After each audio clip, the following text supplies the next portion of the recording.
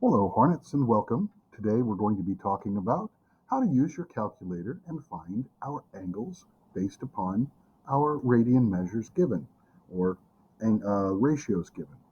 So basically, it is important to recognize that there are two modes upon this calculator.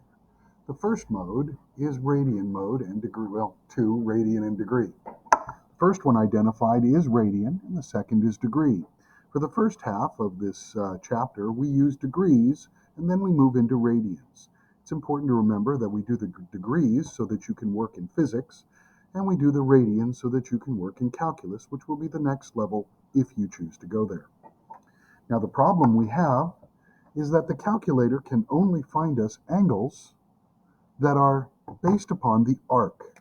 Now, according to the unit circle, our only possibilities for a cosine of theta are in the first, where we have a positive, and in the second, where we have a negative angle.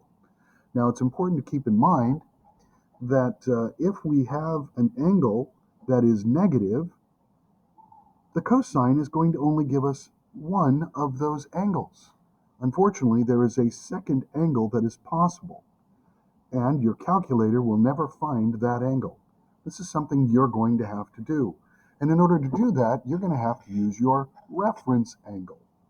Now let's just remind ourselves what those reference angles are.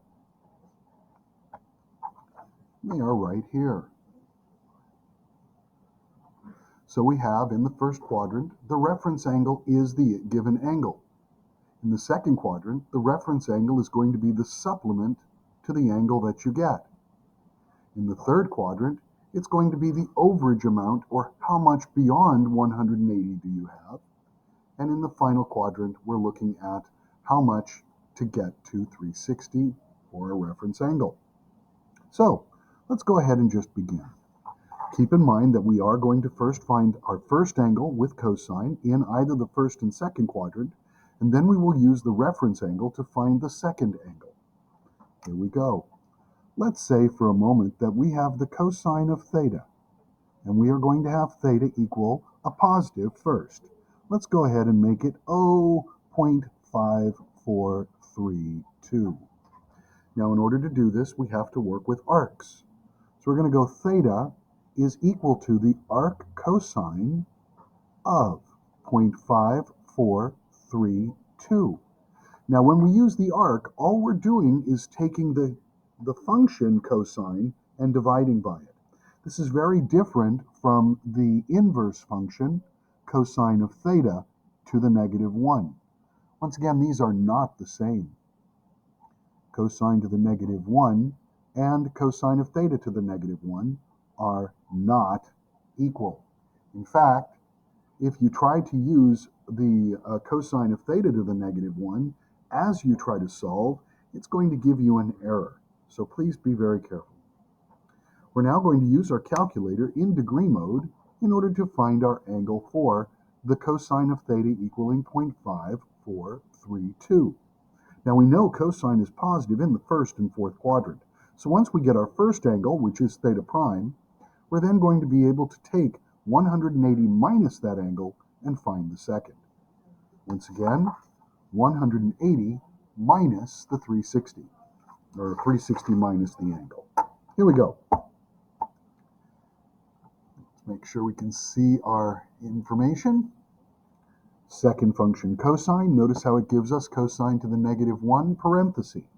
We then put in 0.5432, and then we hit enter. You'll notice the angle that we get is 57 degrees, 0.09825. In order to find the other angle, we're going to take 360, and we're going to subtract the angle we just found. To do that, we're going to go second enter. It puts the answer from the previous question, and when we hit enter, we get 302.9017 degrees. These are the two solutions to our original problem. Cosine of theta is 0.5432. Now in the second quadrant, things are a little bit more difficult. Let's take a look at the cosine of theta, and we're going to have a negative 0.3544. Notice I can pull any four numbers and call it a decimal.